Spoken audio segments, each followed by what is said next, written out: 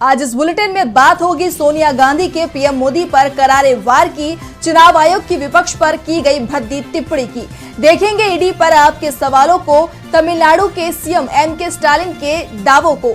जानेंगे लोकसभा चुनाव के लिए कांग्रेस ने आज किन उम्मीदवारों के नामों का किया है ऐलान। और बुलेटिन के आखिर में देखेंगे जाने माने कार्टूनिस्ट इरफान की किस खबर पर पड़ी तिरछी नजर। लेकिन तमाम बड़ी खबरों से पहले एक नजर सुर्खियों पर। कांग्रेस के बाद अब सीपीआईएम का अकाउंट भी किया गया फ्रीज। सीपीआईएम महासचिव सीताराम येचुरी ने किया दावा, कहा राजनीति से प्रेरित फैसला। कर्नाटक के मंत्री प्रियंक खड़गे का दावा, लोकसभा चुनाव में 200 सीट भी नहीं जीत पाएगी बीजेपी, आरएसएस के सर्वे का दिया हवाला। उद्धव गुट के प्रत्याशी को ईडी से गिरफ्तारी का डर, अमोल कीर्तिकर बोले नॉनवेज छोड़ा, जेल के लिए कपड़े खरीदे। खिचड़ी घोटाले में 8 अप्रैल को होंगे पेश। और कांग्रेस के घोषणा पत्र को लेकर पार्टी महासचिव जयराम रमेश ने दिया बयान, कहा लोकसभा चुनाव निष्पक्ष नहीं, फिर भी विपक्षी गठबंधन को मिलेगा स्पष्ट बहुमत। ये तो थी सुर्खियां। अब बात आज की सबसे बड़ी खबर की। लोकसभा चुनावों में कांग्रेस की सबसे बड़ी स्टार प्रचारक सोनिया गांधी भी अब मैदान में उतर गई हैं। उन्होंने राजस्थान के जयपुर में पहली रैली की और इस दौरान मोदी सरकार पर जमकर हमला बोला। तो क्या कहा सोनिया गांधी ने, देखिए ये रिपोर्ट। सोनिया गांधी राजस्थान से राज्यसभा सदस्य हैं और अब उन्होंने इसी राज्य से चुनाव प्रचार अभियान की शुरुआत कर दी है। जयपुर में पार्टी का चुनावी घोषणा पत्र न्याय पत्र लॉन्च करते हुए सोनिया ने बीजेपी और मोदी सरकार पर जमकर निशाना साधा। उन्होंने आरोप लगाते हुए कहा कि विपक्षी नेताओं को बीजेपी में शामिल होने की धमकी दी जा रही है। आज हमारे देश का लोकतंत्र संकट में है, लोकतांत्रिक संस्थाओं को नष्ट किया जा रहा है और हमारे संविधान को बदलने की साजिश रची जा रही है। ये तानाशाही है और हम सभी इसका जवाब देंगे। पिछले 10 वर्षों से देश एक ऐसी सरकार के हाथों में है जिसने बेरोजगारी, मुद्रास्फीति, आर्थिक संकट और असमानता को बढ़ावा देने में कोई कसर नहीं छोड़ी। दुर्भाग्य से आज हमारे देश में ऐसे नेता सत्ता में विराजमान है जो लोकतंत्र का चीरहरण कर रहे हैं। पीएम मोदी खुद को महान मानते हैं लेकिन लोकतंत्र की मर्यादा को कुचल रहे हैं। चारों तरफ अन्याय का अंधकार बढ़ा है। हमें अन्याय के खिलाफ एकजुट होना पड़ेगा। हम इसके खिलाफ लड़ेंगे और न्याय की रोशनी खोजेंगे। कांग्रेस नेता ने कहा कि आज रोज की कमाई से खाने पीने का सामान इकट्ठा कर पाना मुश्किल है। रसोई की बढ़ती कीमत हमारी माताओं बहनों के सामने मुश्किल खड़ी कर रही है। ये देश कुछ लोगों की जागीर नहीं, देश से बड़ा कोई नहीं हो सकता। विपक्ष के नेताओं को डराया जा रहा है। उन्होंने कहा कि कांग्रेस के बहादुर और मेहनती नेता तथा कार्यकर्ता इसका डटकर मुकाबला करेंगे। पहले ही चुनावी रैली में सोनिया गांधी ने अपने तेवर से साफ कर दिया कि इस बार बीजेपी के खिलाफ कांग्रेस की जबरदस्त तैयारी है। कांग्रेस के तेवर तीखे हैं तो आज आम आदमी पार्टी के भी तीखे तेवर देखने को मिले। लेकिन आपके निशाने पर बीजेपी के साथ चुनाव आयोग भी आ गया है, क्योंकि चुनाव आयोग ने आपको रैली की अनुमति नहीं दी। आपका आवेदन खारिज करते हुए जिस भाषा का इस्तेमाल निर्वाचन आयोग ने किया, उससे पूरे विपक्ष में गुस्सा दिख रहा है। हरियाणा के कैथल में चुनाव आयोग की वेबसाइट पर आम आदमी पार्टी आप की तरफ से 2 रैलियों की अनुमति मांगी गई थी, लेकिन आयोग की तरफ से जो जवाब आया वो बेहद हैरान करने वाला है। असिस्टेंट रिटर्निंग ऑफिसर एआरओ की तरफ से आपके आवेदन को रिजेक्ट कर दिया गया।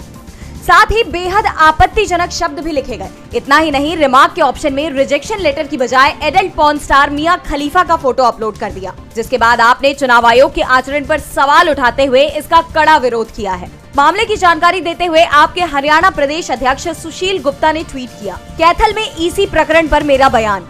हरियाणा में चुनाव आयोग भाजपा का पंगु बन गया है। 7 अप्रैल को 2 कार्यक्रम की अनुमति आप द्वारा मांगी गई। पहली को रिजेक्ट करके लिखा आया कोनी देन दे, दूसरी अनुमति को भी रिजेक्ट करके मां की भद्दी गाली लिखी गई। क्या इस देश में निष्पक्ष चुनाव नहीं हो सकता? चुनाव आयोग ऐसी भाषा का उपयोग करेगा, इससे शर्मनाक बात कुछ हो ही नहीं सकती। ये देश की जनता इस तरह का खिलवाड़ बर्दाश्त नहीं करेगी। वहीं इस पूरे मामले में एआरओ और एसडीएम ब्रह्म प्रकाश ने सफाई देते हुए कहा कि पोर्टल का काम देख रहे 4 कंप्यूटर ऑपरेटर व 1 जूनियर इंजीनियर को सस्पेंड कर दिया है। मामले की जांच करने के लिए पुलिस को पत्र लिखा। कैथल के साइबर क्राइम पुलिस स्टेशन में अज्ञात आरोपियों पर एफआईआर दर्ज कराई गई है। निर्वाचन आयोग सफाई दे रहा है, लेकिन सवाल ये सब कुछ विपक्षी दलों के साथ ही क्यों होता है। वैसे आपने आज चुनाव आयोग पर ही सवाल नहीं उठाए, बल्कि उनके निशाने पर ईडी भी आ गई है। दिल्ली सरकार में मंत्री और आप नेता आतिशी ने मुख्यमंत्री अरविंद केजरीवाल की गिरफ्तारी को लेकर एक बार फिर ईडी की निष्पक्षता पर सवाल उठाए हैं। उन्होंने ईडी से सवाल किया कि जेपी नड्डा को कब गिरफ्तार कर रहे हैं। तो क्या है पूरा मामला, जानने के लिए देखिए ये रिपोर्ट। दिल्ली के मुख्यमंत्री व आम आदमी पार्टी संयोजक अरविंद केजरीवाल की गिरफ्तारी ने ईडी को सवालों के कटघरे में खड़ा कर दिया है।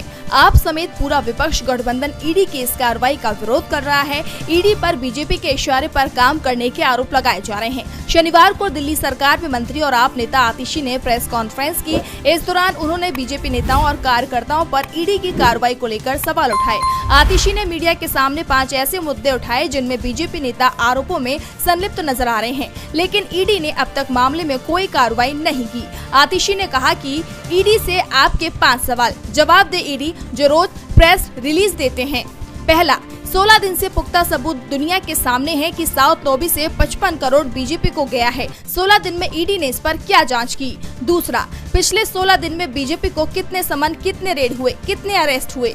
तीसरा, अरविंद केजरीवाल को गिरफ्तार किया। आप कन्वीनर होने के नाते BJP national convener JP Nadda को शरद चंद्र रेड्डी से 55 करोड़ लेने के लिए कब गिरफ्तार करेंगे। चौथा, क्या ईडी इन्वेस्टिगेशन करेगी कि मंगुत्ता रेड्डी और राघव रेड्डी का क्या कोई पैसा, कोई मनी ट्रेल टीडीपी तक गया है। पांचवा, बीजेपी के अलायंस पार्टनर टीडीपी से खुद शराब कारोबारी चुनाव लड़ रहे हैं, तो क्या ईडी चुनाव खर्चे को इन्वेस्टिगेट करेगी। आप नेता के इन सवालों ने केंद्रीय एजेंसी ईडी को बुरी तरह से घेर लिया है। अब इस पर ईडी क्या जवाब देती है, ये देखने वाली बात होगी। केजरीवाल की गिरफ्तारी के बाद आपके तेवर बेहद तीखे हो गए हैं।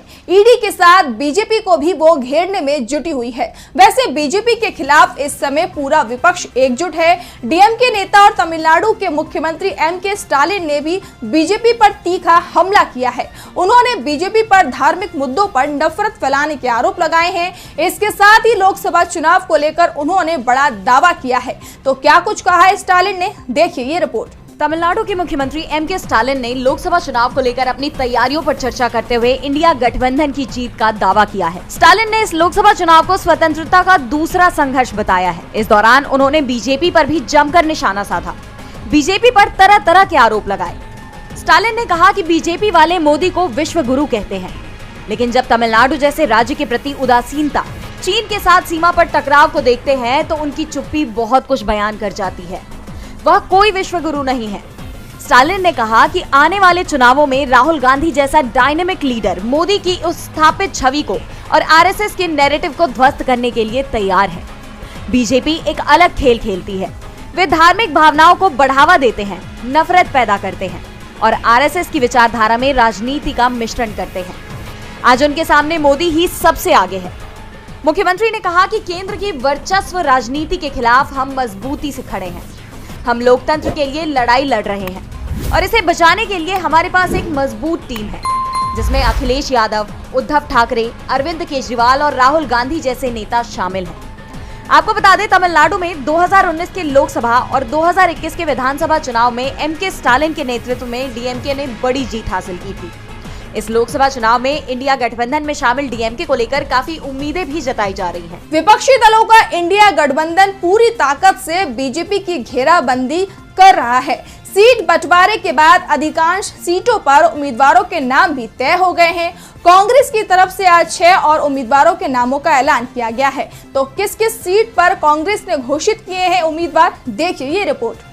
लोकसभा चुनावों के मतदान के लिए बस 2 हफ्ते का समय ही बचा है। ऐसे में सभी पार्टी चुनाव प्रचार और उम्मीदवारों के नामों के ऐलान करने में जुटी हुई है।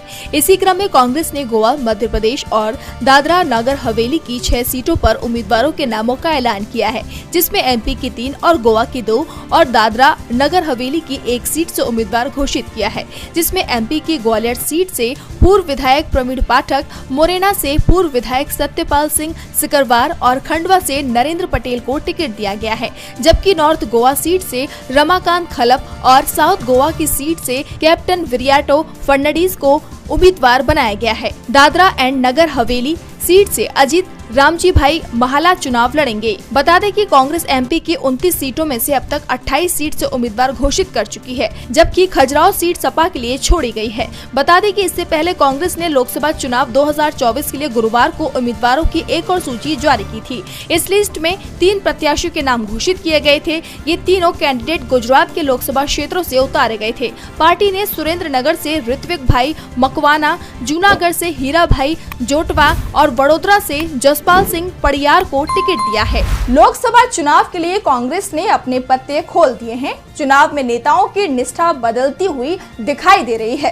तो सीजे DY चंद्रचूड़ ने भी एक कार्यक्रम में कहा कि निष्ठा राजनीतिक दलों के प्रति नहीं, देश के संविधान के प्रति होनी चाहिए। तो आखिर क्यों संविधान की याद दिलाई CJI ने? देखिए ये रिपोर्ट। भारत के मुख्य न्यायाधीश DY चंद्रचूड़ शुक्रवार को पुणे पहुंचे थे। वे यहां हाईकोर्ट बार एसोसिएशन के शताब्दी वर्ष समारोह में शामिल हुए। नागपुर में आयोजित कार्यक्रम में CJI चंद्रचूड़ ने संबोधित करते हुए कहा कि न्यायपालिका के कंधे चौड़े हैं। वह प्रशंसा के साथ साथ आलोचना भी सह सकती है, चाहे वो गुलदस्ते हो, ईंट पत्थर हो, पत्रकारिता की टिप्पणी, राजनीतिक टिप्पणी हो या फिर सोशल मीडिया से मिलने वाली टिप्पणी क्यों न हो। CJI ने आगे कहा कि बार एसोसिएशन के सदस्यों और पदाधिकारियों को अदालत के फैसले पर प्रतिक्रिया देते वक्त खुद को आम लोगों से अलग करना चाहिए। मैं पेंडिंग मामलों और फैसलों पर वकीलों की टिप्पणी करने की आदत से काफी परेशान हूं। आप अदालत के सबसे पहले और सबसे अहम अधिकारी हैं। हमारी कानूनी चर्चा की सच्चाई और गरिमा आपके साथ में है। भारत का संविधान एक समावेशी संविधान है। बार काउंसिल एक संस्था के रूप में न्यायिक स्वतंत्रता, संवैधानिक मूल्य और अदालत की गरिमा को बनाए रखने के लिए जरूरी है। भारत जैसे जीवंत और तर्कशील लोकतंत्र में अधिकतर व्यक्तियों की राजनीतिक विचारधारा या झुकाव होता है। अरस्तु ने कहा था कि मनुष्य सामाजिक प्राणी है और वकील कोई अपवाद नहीं है। हालांकि वकीलों के लिए सबसे ज्यादा वफादारी किसी पार्टी के हितों के लिए नहीं, बल्कि अदालत और संविधान के लिए होनी चाहिए। CJI ने अपने संबोधन में ये भी कहा कि SC के संवैधानिक पीठ के फैसले कड़ी कार्रवाई, संपूर्ण कानूनी विश्लेषण और संवैधानिक सिद्धांतों के पालन का नतीजा होते हैं, लेकिन एक बार फैसला सुनाए जाने के बाद ये सार्वजनिक संपत्ति बन जाती है। CJI ने अपने संबोधन में वकीलों को नसीहत दी है, तो वहीं लद्दाख में क्लाइमेट एक्टिविस्ट सोनम वांगचुक भी सरकार को नसीहत दे रहे हैं। साथ ही चेतावनी भी दी जा रही है। दरअसल वांगचुक के पश्मीना मार्च के खिलाफ प्रशासन ने लेह में धारा 144 लागू करने के साथ साथ इंटरनेट बैन का आदेश भी जारी कर दिया है। आखिर क्यों वांगचुक के पश्मीना मार्च से डरी हुई है सरकार? देखिए ये रिपोर्ट। लद्दाख को पूर्ण राज्य का दर्जा देने से लेकर अपनी अन्य मांगों को लेकर क्लाइमेट एक्टिविस्ट सोनम वांगचुक लंबे वक्त से सरकार के खिलाफ प्रदर्शन कर रही हैं। सोनम वांगचुक के 21 दिन के प्रदर्शन के बाद महिलाओं ने ये कमान संभाली है। इसी कड़ी में वांगचुक ने 7 अप्रैल को LAC से जुड़े इलाकों में पश्मीना मार्च निकालने का ऐलान किया है। सरकार के खिलाफ इस मार्च में लगभग 1000 से भी ज्यादा लोगों के शामिल होने की संभावनाएं जताई जा रही हैं, जिसे लेकर प्रशासन भी चिंतित नजर आ रहा है। इसे देखते हुए लद्दाख प्रशासन ने लेह में धारा 144 लागू कर दी है। साथ ही इंटरनेट बैन का भी आदेश जारी किया है। सरकार के फैसले का विरोध करते हुए सोनम वांगचुक ने अपने सोशल मीडिया पर एक वीडियो शेयर किया है, जिसमें वो लद्दाख प्रशासन समेत मोदी सरकार पर भी आरोप लगाते नजर आ रही हैं। वांगचुक का आरोप है कि शांतिपूर्ण मार्च की योजना के बावजूद प्रशासन आंदोलन में भाग लेने वाले लोगों को डराने और बॉन्ड साइन करने के लिए दबाव डाल रहा है। उन्होंने ये भी दावा किया है कि लद्दाख एक केंद्र शासित प्रदेश है, इसलिए प्रशासन को दिल्ली से निर्देश मिल रहे हैं। 31 दिनों से अनशन चल रहा है और कोई घटना नहीं हुई है, फिर भी लोगों को पुलिस स्टेशनों में ले जाया जा रहा है और शांति भंग होने पर कार्रवाई की चेतावनी दी जा रही है। वांगचुक ने चेतावनी देते हुए कहा कि मुझे डर है कि इससे वास्तव में शांति भंग हो सकती है। आपको बता दें, सोनम वांगचुक का दावा है कि चीन ने भारत की करीब 4000 वर्ग किलोमीटर जमीन पर कब्जा कर लिया है और अपने पश्मीनी मार्च के जरिए पश्मीनी चरवाहे मार्च में शामिल होकर बताएंगे कि पहले चारागाह कहाँ थी और आज कहाँ है। सोनम वांगचुक और लद्दाख की महिलाएं लंबे वक्त से प्रदर्शन कर रही हैं, लेकिन सरकार ने अब तक उनकी मांगों को लेकर कोई कार्रवाई नहीं की। लेकिन अब मामले में तनाव बढ़ता जा रहा है, जनता का प्रदर्शन बढ़ता जा रहा है। ऐसे में सरकार क्या कदम उठाती है, ये देखने वाली बात होगी। और बुलेटिन के आखिर में देखते हैं जाने माने कार्टूनिस्ट इरफान की किस खबर पर पड़ी तिरछी नजर।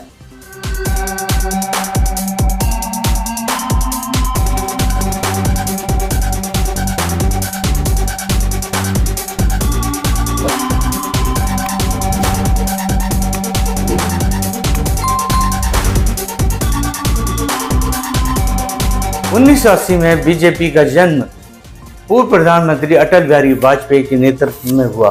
ये पार्टी अपने चुनाव चिन्ह कमल के लिए जानी जाती रही है, लेकिन 2014 से इसे एक खास मुखौटे के लिए जाना जाता है।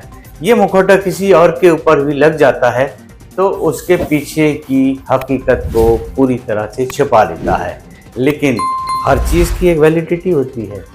इसलिए क्योंकि मोहब्बत की दुकान अब 24 घंटे खुली हुई है। असनी चेयरमैन के भाई हैं जी, और वो नगर पंचायत कार्यालय का काम देखते हैं। और रास्ते में पानी भर जाता है, हम लोगों को पूजा पाठ के लिए गांव वालों को दिक्कत होती है, लेकिन मैंने प्रस्ताव में एक बार नहीं 2 बार दिया, लेकिन वो भी आज तक पास नहीं हुई है। मैं कि सुंदर नगर वालों ने जिस लोगों ने पैसा नहीं दिया है उसका अब काम नहीं होगा, ना कोई आवास अब नई सूची सुंदर नगर में मिलेगी। श्रीमान जी, मैं बहुत परेशान हूँ, मुझे हर प्रकार से प्रताड़ित किया जाता है। श्रीमान राजेश चौधरी जी से कई बार हम लोगों ने शिकायत भी की, जनता के प्रति किसी प्रकार का कोई उसका जवाब मुझे नहीं। आज सोशल मीडिया से लेकर आपके चलते फिरते जीवन में भी पत्रकारिता के बुरे दौर की चर्चा होती है, क्योंकि जिन लोगों पर सूचना देने की जिम्मेदारी है वो आपके लिए नहीं बल्कि कॉर्पोरेट और सरकारों को फायदा पहुंचाने में लगे हैं। विज्ञापन मॉडल को खारिज कर आप इस बीमारी को दूर कर सकते हैं, तो अपने नारे को बुलंद कीजिए। नगर पंचायत के 4 सभासद वार्ड संख्या 1 अम्बेडकर नगर, वार्ड संख्या 2 शिवनगर, वार्ड संख्या 3 अयोध्या नगर, वार्ड संख्या 5 किसान नगर के सभासदों ने बाकायदा एक प्रार्थना पत्र देकर नगर पंचायत अधिशासी अधिकारी राजेश चौधरी व डीसी विनय श्रीवास्तव पर लगाया भ्रष्टाचार व विकास कार्यों में धांधली करने व कराने का आरोप। सभासदों के मुताबिक भ्रष्टाचार के संबंध में सभासदों ने उप मुख्यमंत्री ब्रजेश पाठक से गुहार लगाई है कि भीरा नगर पंचायत तहसील पलिया जिला खीरी के निवासी बताते हुए नगर पंचायत भीरा में कार्यरत अधिशासी अधिकारी व नगर पंचायत अध्यक्ष के द्वारा निम्न वार्डों में भ्रष्टाचार किया और कराया जा रहा है और हम सभासदों की कोई सुनवाई नहीं हो रही है। वार्ड संख्या 1 अम्बेडकर नगर, वार्ड संख्या 2 शिवनगर, वार्ड संख्या 3 अयोध्या नगर, वार्ड संख्या 5 किसान नगर, उक्त वार्डों में भाजपा का समर्थन सभासद होने की वजह से कोई भी कार्य नहीं किया जा रहा है और न ही होने दिया जा रहा है और लाभार्थियों से आवास के पैसे नगर पंचायत अध्यक्ष के दलालों के द्वारा वसूले जा रहे हैं। पैसे न मिलने पर किस्त रोक दी जा रही है। मांगी गई धनराशि ₹30,000 है। इसके अतिरिक्त सड़कों का निर्माण, नालों का निर्माण और साफ सफाई भी नहीं की जा रही है। हम सभासदों के वार्डों को कोई भी प्राथमिकता नहीं दी जा रही है और चुनावी माहौल में अनदेखा किया जा रहा है। यदि लाभार्थी या सभासदों के द्वारा जिला परियोजना अधिकारी डॉक्टर अजय कुमार सिंह से पूछा जाता है तो कहते हैं कि सभी का जियो टैग हो गया है, जबकि बहुत से पात्र लाभार्थी अभी भी वंचित हैं और डीसी विनय श्रीवास्तव के द्वारा भी प्रथम किस्त 50,000 रुपए मिलने पर जिन लोगों ने पैसे नहीं दिए हैं उन्हें दूसरी किस्त के लिए पास होने पर जियो टैग में फेल या अन्य माध्यम से दूसरी किस्त देने से रोका जा रहा है। महोदय, ये तो केवल आवास का मामला था, जबकि किसी भी प्रकार के विकास कार्य, साफ सफाई के लिए इन वार्डों को अनदेखा किया जा रहा है और भाजपा समर्थित सभासदों की भी अनदेखी की जा रही है। भाजपा समर्थित होने के कारण आने वाले इलेक्शन इन वार्डों में और नगर पंचायत भीरा खीरी में पार्टी की छवि खराब हो रही है। अतः आपसे निवेदन है कि हम सभासदों की शिकायत पर शीघ्रता से ध्यान देकर उचित कार्रवाई करने की कृपा करें। सभासद अंजू वार्ड नंबर 1 अम्बेडकर नगर, सभासद किशन वार्ड नंबर 2 शिवनगर, सभासद राजू वार्ड नंबर 3 अयोध्या नगर, सभासद राजू वार्ड नंबर 5 किसान नगर की समस्या का मुद्दा शासन प्रशासन से रूबरू कराया है एवं नगर पंचायत अध्यक्ष चारू व अधिशासी अधिकारी राजेश चौधरी का अब तक का किया गया सारा कृत्य जनता से रूबरू होगा। आप बने रहे न्यूज 24 नेशनल के साथ। 4 सभासदों का आरोप। अश्वनी कुमार जो कार्यरत शाहजहांपुर जनपद में राजस्व विभाग कानून गो के पद पर तैनाती है, लेकिन वहां से शासन प्रशासन को गुमराह कर भ्रष्टाचार, अवैध धन उगाही कर रहे नगर पंचायत भीरा खीरी में जल्द आपके सामने होगा। मैं नगर पंचायत भीरा से वार्ड नंबर 3 से सभासद राजू, मुझे प्रताड़ित किया जाता है। किसी प्रकार की कोई सूचना नहीं दी जाती है। मैं अगर आता भी हूँ कोई सूचना लेने के लिए, मैंने एक बार फ़ोन भी किया, नोटिस जैसे जमा हो रही थी हर व्यक्ति की, हर वार्ड की, तो मैंने फ़ोन किया असुनी के पास। मैंने कहा कि अगर दादा मेरे वार्ड की नोटिस जमा करवा दो। बोले नहीं, तुम सभासद हो, पावरफुल आदमी हो, पार्टी से हो, खुद करवा लो। असुनी चेयरमैन के भाई हैं। चेयरमैन के भाई हैं जी। और क्या करते हैं? और वो नगर पंचायत कार्यालय का काम देखते हैं। वहीं बैठते हैं? हाँ, वहीं पे बैठते हैं। शाहजहाँपुर में कानून गाँव भी है, शाहजहाँपुर में। शाहजहाँपुर में जी। और आपके गांव में क्या क्या काम हुआ है? हमारे गांव में एक रास्ता आई है, लेकिन अभी उसकी कोई जानकारी नहीं है। हमारे वार्ड में सुजान टांडा में एक रास्ता बन रही है, बाकी नालियों में पानी भरा रहता है, रोड पे पानी भरा हुआ है। सुजान टांडा में अगर हम लोग जाते हैं तो दिक्कत होती है। घूरा हटवाने के लिए हमारे गांव के लिए सुजान टांडा से जो नगमा के लिए रास्ता गई है, घूरा पड़ा हुआ है रोड पे। मैंने कम से कम 10 बार में फ़ोन किया, अभी तक घूरा भी नहीं हटवाया गया। नीतीश कुमार, भाजपा सेक्टर संयोजक, नगर पंचायत भीरा, वार्ड नंबर 5, किसान नगर से पार्टी से सभासद हूँ और तहसील पलिया, जनपद लखीमपुर खीरी का निवासी हूँ।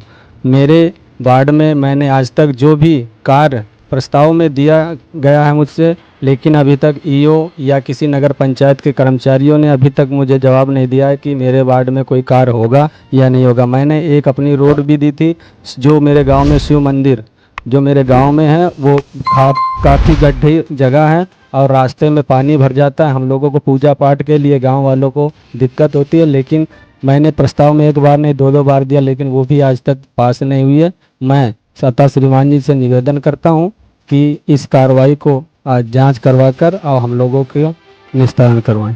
Thank you. मैं नगर पंचायत भीरा का सभासद हूँ। मेरा वार्ड नंबर 2 है, किशन कुमार। मेरे वार्ड में किसी प्रकार का कोई काम नहीं हो रहा है। मेरे गांव में सुंदर नगर में रोडें भी आई थी, कोई रोडें नहीं बन रही हैं। कहने पर कहा जाता है वो बाद में बनेंगी, जबकि वहाँ आए दिन